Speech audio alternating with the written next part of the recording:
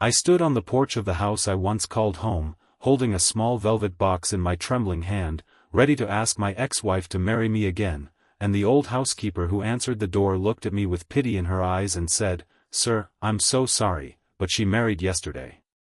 If you believe in kindness, in forgiveness, in second chances, and in the quiet miracle of hope arriving exactly when we think we've lost everything, please take a moment right now to like this video, leave a comment, share it with someone who needs to hear it, and subscribe to our channel."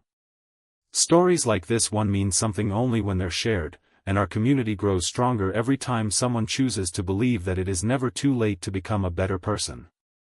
Now let me tell you how I got to that porch, and why those 5 words broke something inside me that had taken years to build. My name is Julian Ashworth, and for most of my life I believed that love was something you earned through sacrifice, that if you gave enough of yourself away, the universe would eventually hand you back everything you deserved. I learned that lesson the hard way, in a small town called Millbrook, where the morning smelled like cut grass and the diner on Main Street served coffee so strong it could wake the dead. I was 26 years old when I married Clara Bennett, a schoolteacher with copper hair and a laugh that made strangers turn their heads in restaurants. She taught 3rd grade at Millbrook Elementary, and I worked as a structural engineer at a firm 2 towns over, and for the first 3 years of our marriage, I thought I had built a life so solid that nothing could ever crack its foundation. I was wrong, and the crack that eventually split us apart didn't come from anger or betrayal in the way most people imagine. It came from a debt I owed to someone from my past, a debt of the heart that I had never fully repaid, and that debt's name was Vivian Marsh. Vivian had been my first love, back when we were both teenagers growing up on the same gravel road outside of Millbrook. Her family didn't have much. Her father worked construction jobs that came and went with the seasons, and her mother, a woman named Eleanor Marsh, cleaned houses for families who lived in the nicer part of town. When I was 17, my own father lost his job at the lumber mill, and for 6 months my family survived on almost nothing. It was Eleanor Marsh who quietly left bags of groceries on our back porch every week without ever asking for anything in return, and it was Vivian who tutored me in mathematics for free when I was failing the class and terrified of losing my scholarship to the state university. Vivian and I fell in love the way teenagers do, fiercely and without any real understanding of what love would eventually cost us. We promised each other forever under the oak tree behind the old grain silo, and I meant every word of it with the whole of my 17-year-old heart. But life has its own plans, and mine took me away from Millbrook for college, and slowly, the way distance does to young love, Vivian and I drifted into different lives. She stayed behind to care for her mother, whose health began failing not long after I left, and I built a career in another city, eventually returning to Millbrook only because the firm I worked for opened a branch there. By the time I came back, Vivian was still unmarried, still caring for Eleanor, who by then needed round-the-clock medical attention that the family could not afford. I ran into Vivian at the pharmacy one afternoon, and the guilt that hit me was immediate and overwhelming. Here was the girl who had once given me everything she had when my family had nothing, and I had left her behind to struggle alone while I built a comfortable life for myself. I told myself that I owed her, that decency demanded I do something to repay what her family had given mine all those years ago. I did not fall back in love with her. I want to be very clear about that, because it matters to everything that happened next. What I felt was not romance. It was an unbearable weight of obligation, the kind that keeps a person awake at night rehearsing all the ways they have failed to be good. I met Clara 2 years after that chance encounter with Vivian, and by the time Clara and I married, Eleanor Marsh's health had deteriorated to the point where she needed a kidney transplant, a surgery and recovery process that would cost more money than Vivian could ever hope to earn on a part-time bookkeeper's salary. I did not tell Clara everything in those early years. I told her that I helped an old family friend with medical bills sometimes, and she, being a woman of enormous compassion, never questioned it, not at first. What she didn't know was the scope of it. I had quietly committed to paying off Eleanor's medical debt in full, a debt that eventually grew to nearly $80,000, and I was doing it by working overtime hours that ate away at every evening and weekend Clara and I should have spent building our own family. I told myself I was being a good man. I told myself that repaying a debt of kindness was the noblest thing a person could do. What I failed to see, blinded as I was by my own guilt, was that I was slowly bankrupting the marriage right in front of me while trying to settle accounts with the past. Clara noticed the missed dinners first. Then she noticed the phone calls I would take in the garage with the door shut. Then, 3 years into our marriage, she found a bank statement showing a transfer of $4,000 to an account she didn't recognize, and when she asked me about it, I panicked and lied, telling her it was for a work investment. That lie was the beginning of the end, though neither of us knew it yet. Clara was not a suspicious woman by nature, but lies have a way of leaving fingerprints, and over the following year she began to piece together enough fragments to understand that there was another woman in my life who mattered to me in a way I had never fully explained. I want you to understand something important here, because I think it is the heart of this whole story. Clara never once accused me of infidelity in the way people usually mean it. She was too perceptive for that. What she said to me, the night everything finally came apart, was something I have never forgotten. She said that she could forgive almost anything except being lied to about where my heart actually lived, and that a marriage cannot survive when one person is quietly settling debts with a ghost while the person standing right in front of them starves for honesty. We tried counseling for 4 months. I remember sitting in that small office with the beige walls and the ticking clock, trying to explain to a stranger why I felt so compelled to save a woman who was not my wife, and even as I spoke the words out loud, I began to understand how impossible it must have sounded to Clara for all those years. I was not choosing Vivian over Clara in any romantic sense, but I was choosing guilt over presence, obligation over intimacy, and the effect on my marriage was identical to an affair even though my heart had never strayed in the way Clara feared. By the time I fully explained everything, the depth of the debt, Eleanor's illness, the promise I felt I owed to a family who had once saved mine from ruin, Clara sat very still for a long moment, and then she said something that broke me completely. She said she believed me, she said she even admired the loyalty in me, but that admiration was not the same as trust, and a marriage built on unequal honesty was already a house with its foundation cracked beyond repair. We divorced when I was 34 years old, quietly and without cruelty, dividing what little we had accumulated together, and Clara moved into a small rental house on the edge of town while I stayed in the house we had bought together, now far too large and silent for one person. The years that followed were the hardest of my life, though I want to tell you honestly that they were also the years that made me into someone worth being loved by. I continued paying down Eleanor Marsh's medical debt, not out of guilt anymore but because I had made a promise and I intended to keep it regardless of what it cost me personally. Eleanor's transplant was successful, though her recovery was slow, and Vivian, freed at last from the crushing weight of caregiving alone, was able to return to school and finish the nursing degree she had abandoned years earlier to care for her mother. I watched from a respectful distance as Vivian rebuilt her life, and somewhere in that process, I finally understood something that Clara had tried to tell me all along. Repaying a debt does not require you to lose yourself in it. Loyalty to the past should never come at the cost of honesty with the people who share your present. I had confused sacrifice with love, and in doing so, I had sacrificed the very love I should have been protecting. I spent the next 4 years mostly alone, working, running along the river path in the mornings before work, occasionally having dinner with my sister Margaret, who never let me forget how badly I had handled things, though she said it with the kind of love that only a sister can get away with.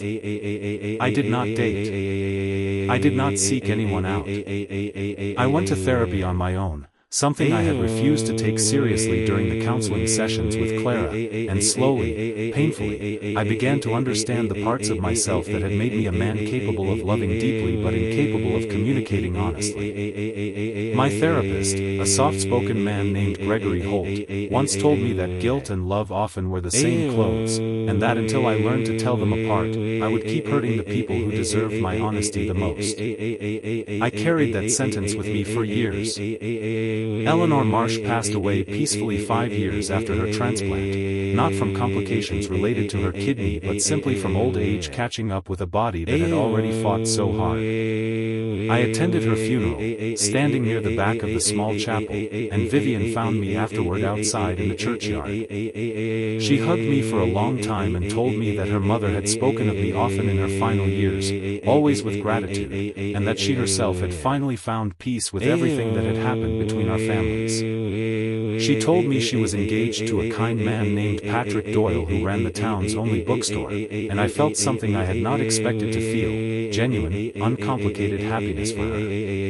There was no ache of lost romance in that moment, only the quiet satisfaction of a debt finally settled and a promise finally kept. I remember driving home that afternoon with the windows down, feeling lighter than I had felt in over a decade, as if some enormous stone I had been dragging behind me for 20 years had finally been set down at the side of the road. It was around that same time that I began to think seriously about Clara again, not with the desperate longing of a man trying to fix a broken thing, but with the clear-eyed appreciation of a man who finally understood what he had lost and why he had lost it. I heard through mutual friends that Clara had never remarried, that she still taught 3rd grade at Millbrook Elementary, that she had thrown herself into her work and into caring for her aging father after her mother passed away. I heard that she was well, that she laughed often, that she had built a good life for herself, quieter perhaps than the one she might have had, but full in its own way. I told myself that I needed to give it time, that showing up too soon after Eleanor's funeral, too soon after finally settling my debts, would look like exactly the kind of impulsive, guilt-driven behavior that had cost me my marriage in the first place. So I waited another full year, working on myself, learning to sit with silence instead of filling it with obligation, learning to ask for what I needed instead of assuming I had to earn love through sacrifice. During that year, I reconnected with our daughter, a bright and guarded young woman named Josephine, who had been 12 years old when Clara and I divorced and was now 21, studying architecture at a university 3 hours away. Josephine had carried her own quiet resentment toward me for years, not because I had ever mistreated her, but because she had watched her mother cry alone in the kitchen more nights than any child should have to witness, and she had never fully understood why her parents, who clearly still cared for each other, could not find their way back together. I drove to see her one Saturday afternoon in early spring, sat with her on a bench outside her dormitory, and told her the entire truth for the first time, the debt, the guilt, the lies, the slow unraveling, all of it, without trying to make myself look better than I had been. Josephine listened without interrupting, and when I finished, she was quiet for a long time before she finally said that she appreciated me telling her the truth more than she could express, and that she had always suspected there was something honorable buried underneath the mess of it all, even if honorable intentions had made a terrible husband. That conversation healed something between us that I had not realized was still broken, and by the end of that spring, Josephine and I were talking on the phone every week, something we had not done in years. It was Josephine, in fact, who eventually convinced me to reach out to Clara.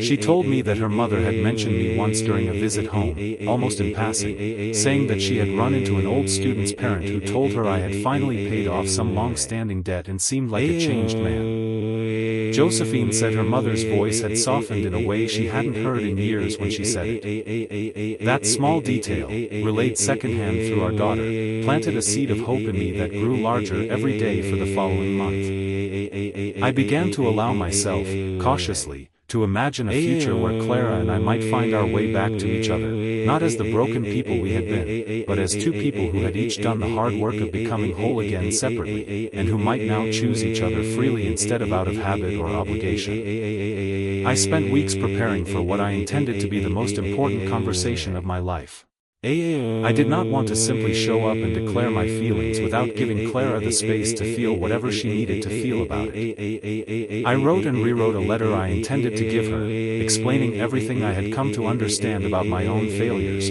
apologizing not for loving Vivian's family enough to help them, but for choosing secrecy over honesty, for making Clara feel like a stranger in her own marriage. I bought a small vintage ring from an antique shop in the next town over, not an engagement ring exactly, but a promise ring, a symbol that I understood I would need to earn my way back into her life slowly, on her terms, with no assumptions about how quickly, if ever, she might be ready to trust me again. I imagined the conversation 100 different ways during the drive to Millbrook that morning, rehearsing what I would say, bracing myself for the possibility that she might close the door in my face and tell me it was too late, that too much time had passed, that trust once broken in the particular way I had broken it could never be fully rebuilt. What I did not imagine, not even once, in all those weeks of preparation, was that I would arrive at her small rented house on a bright Saturday morning in late April, the kind of morning where the sun falls through new leaves in dappled patches across the sidewalk, and find a wreath of white flowers still hanging on her front door, the unmistakable decoration of a wedding that had just taken place. I stood there for a long moment, confused, before an older woman I recognized as Clara's neighbor, a kind widow named Ruth Palmer who sometimes watched Clara's small garden when she traveled, came out onto her own porch next door and called over to ask if she could help me with something. I explained, somewhat foolishly, that I was looking for Clara Bennett, and Ruth's expression softened into something between sympathy and awkwardness. She told me that Clara didn't live there anymore, not exactly, that she had moved most of her things out just that week, and that yesterday afternoon, in the backyard of her father's house on the other side of town, Clara had married a man named Thomas Reeves in a small ceremony attended by close friends and family.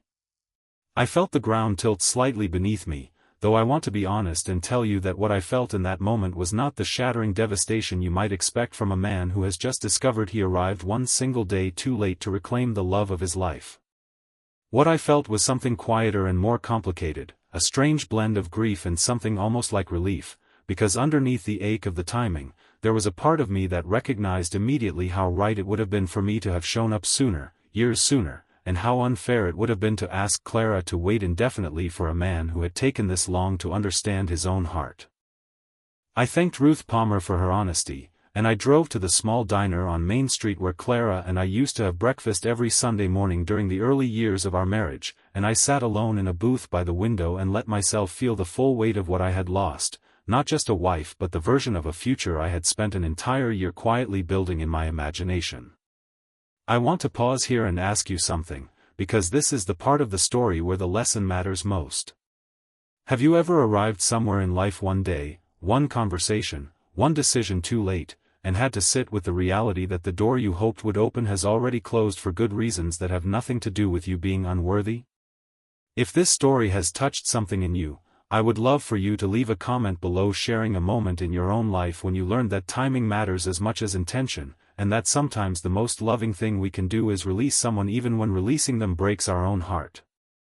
I sat in that diner for nearly 2 hours that morning, and the waitress, a young woman I didn't recognize, refilled my coffee twice without asking any questions, the way good waitresses in small towns seem to instinctively know when a customer needs silence more than conversation. I thought about Thomas Reeves, whose name I vaguely recognized as the widower who ran the town's hardware store, a quiet, steady man who had lost his first wife to cancer several years earlier and had raised 2 teenage sons largely on his own. I thought about how he must have been there for Clara during ordinary Tuesday afternoons, at school recitals, during long winters, in all the small unremarkable moments that actually make up a life, while I had been 3 hours away nursing my own guilt and rehearsing speeches. I understood, sitting there with my cooling coffee, that Clara had not chosen Thomas Reeves out of desperation or as a consolation prize. She had chosen him because he had shown up, consistently, honestly, day after day after day, for years, while I had shown up exactly once with a ring in a velvet box and a year's worth of good intentions. I drove home to my empty house that afternoon and did something I had not done since the divorce. I cried, not the controlled, private tears I had allowed myself occasionally over the years, but the kind of full, shoulder-shaking grief that comes when a person finally allows themselves to mourn something they had quietly been hoping for without fully admitting it to themselves. I mourned the version of my life where Clara and I grew old together in the house we had bought when we were young and foolishly certain that love alone would be enough to sustain a marriage. I mourned the years I had spent paying down a debt that, however honorable, had cost me the one relationship that should have mattered most. And underneath all of that grief, slowly, as the afternoon light shifted and softened into evening, I began to feel something else stirring, something that surprised me with its clarity. I felt proud of the man I had become, even in this moment of loss, because the man who sat in that empty house grieving honestly was a far better man than the one who had once hidden bank statements and lied about garage phone calls. Growth, I realized, does not always arrive wrapped in reward. Sometimes it arrives simply as the ability to feel your losses fully without letting them destroy you or turn you bitter. I did not reach out to Clara in the days that followed. I told myself that showing up now, in the immediate aftermath of her wedding, expressing any kind of regret or longing, would be selfish and cruel, an intrusion on a happiness she had every right to enjoy without the shadow of my old feelings hanging over it.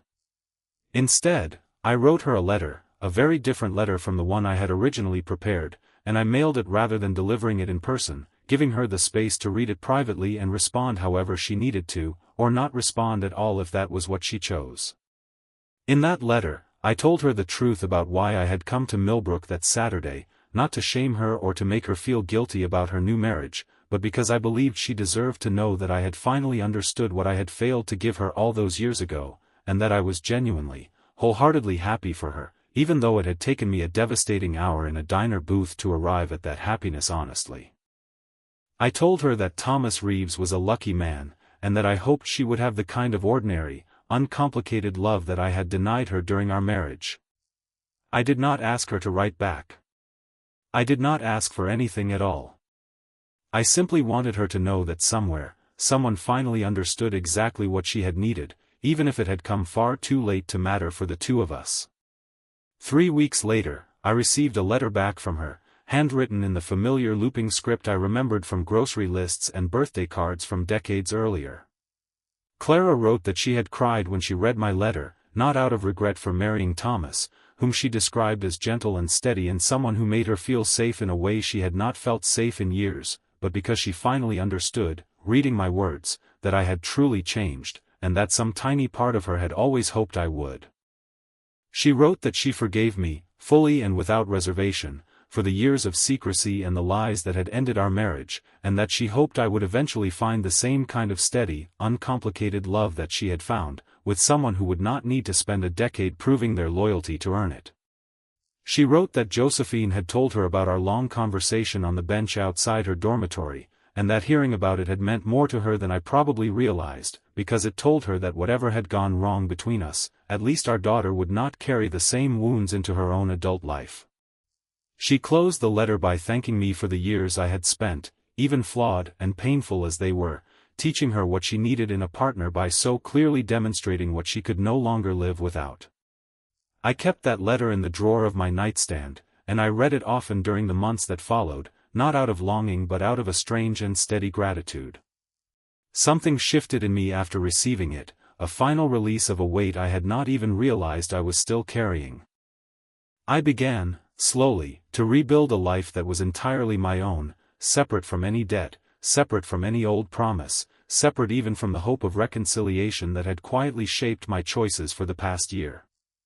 I threw myself into mentoring young engineers at my firm, something I had always meant to do but had never made time for.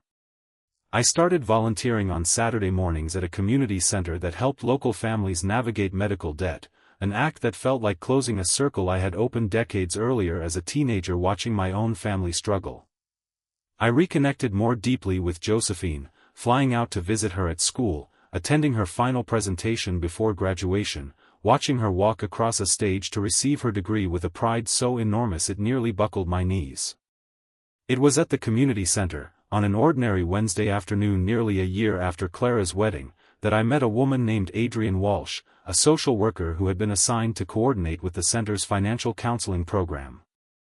Adrienne was nothing like Clara, and nothing like Vivian either, which I think is precisely why I was able to see her clearly for who she was rather than measuring her against ghosts from my past.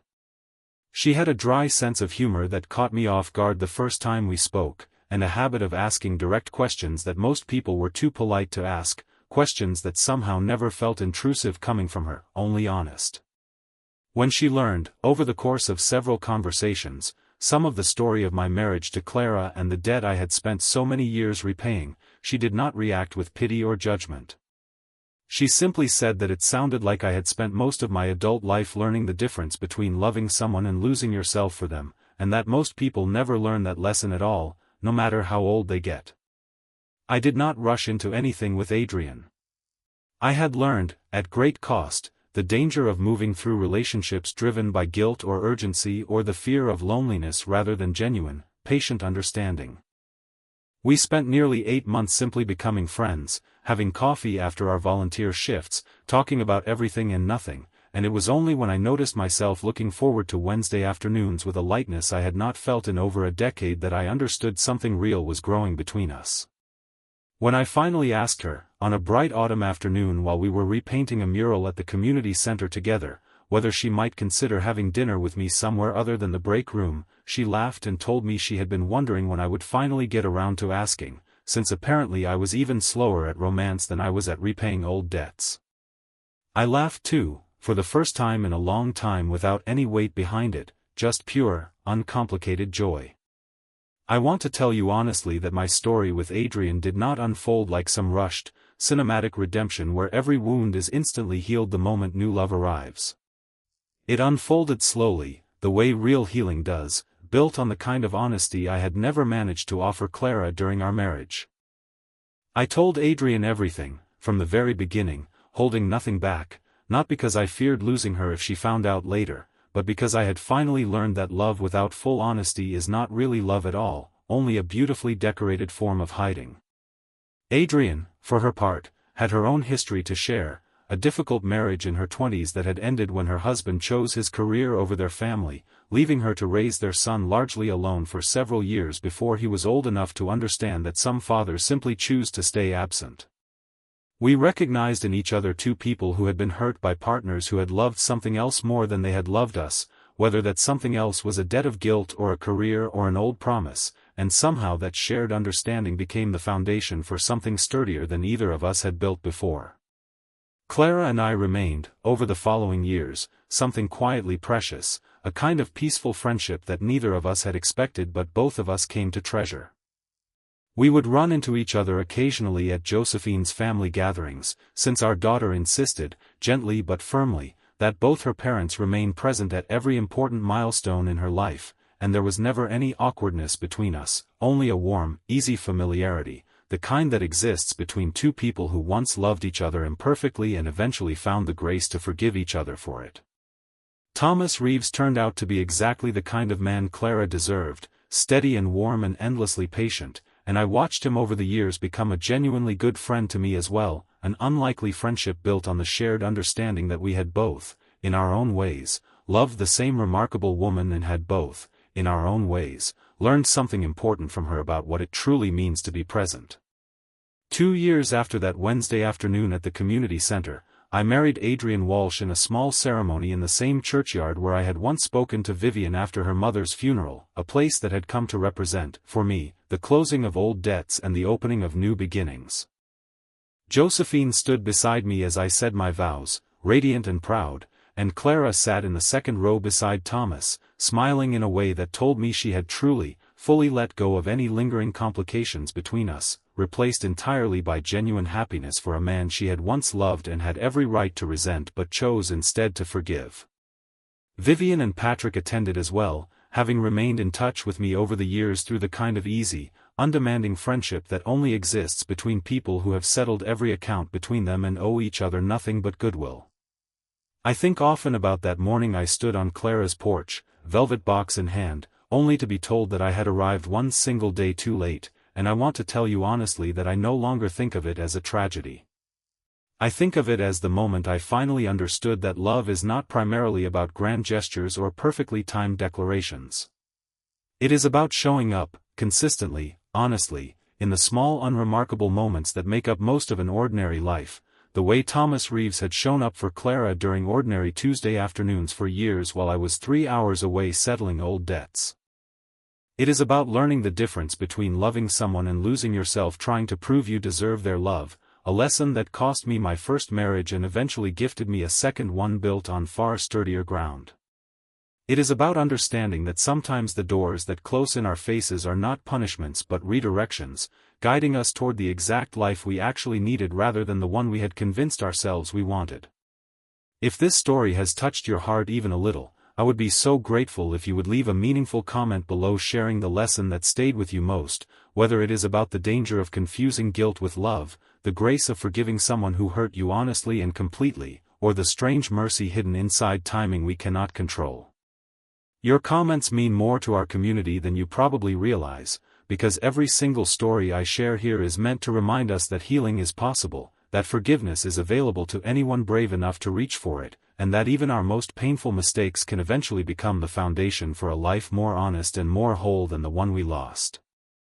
Please take a moment to like this video if it moved you, share it with someone in your life who needs to hear that second chances are real, and subscribe to our channel so you never miss another story about the quiet, ordinary miracles of kindness, forgiveness, and hope that so many of us are living through right now without even realizing it. I am 61 years old as I tell you this story, sitting on the back porch of the house Adrian and I built together on a plot of land not far from the old oak tree behind the grain silo where I once promised a 17-year-old girl a forever I had no real understanding of yet.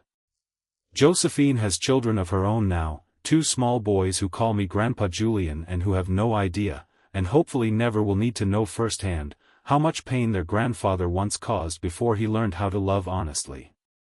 Clara and Thomas still live in Millbrook, and we still see each other several times a year, our lives woven together permanently through the daughter we raised and the granddaughters we now share.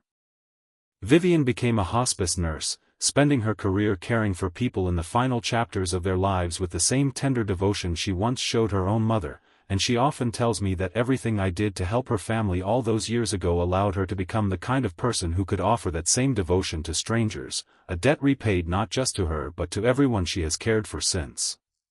I used to believe that the worst moment of my life was standing on that porch, hearing those 5 devastating words, "Sir, she married yesterday." I understand now that it was actually one of the most important moments of my life, because it forced me, finally and completely, to release a hope I had been quietly clinging to instead of building something new and honest with my own 2 hands. Sometimes the life we think we lost was never actually meant to be reclaimed, only released, so that something better, sturdier, and more honestly ours could finally have the room to grow. I hope that wherever you are in your own life right now, whatever door has closed in your face, whatever debt of guilt or obligation you might still be carrying instead of the love that is actually standing right in front of you, you will find the courage to see it clearly and choose honesty over sacrifice, presence over guilt, and hope over the fear that it might already be too late. It is very rarely too late. It is simply, sometimes, time to walk through a different door than the one we originally imagined. Thank you for staying with me through this story, and thank you for being part of our family here on this channel, where we believe, week after week, that kindness always finds its way back to the people who give it freely, that forgiveness is one of the most powerful forces available to any of us, and that hope, real hope, is never foolish, no matter how many times life seems to close a door in our faces.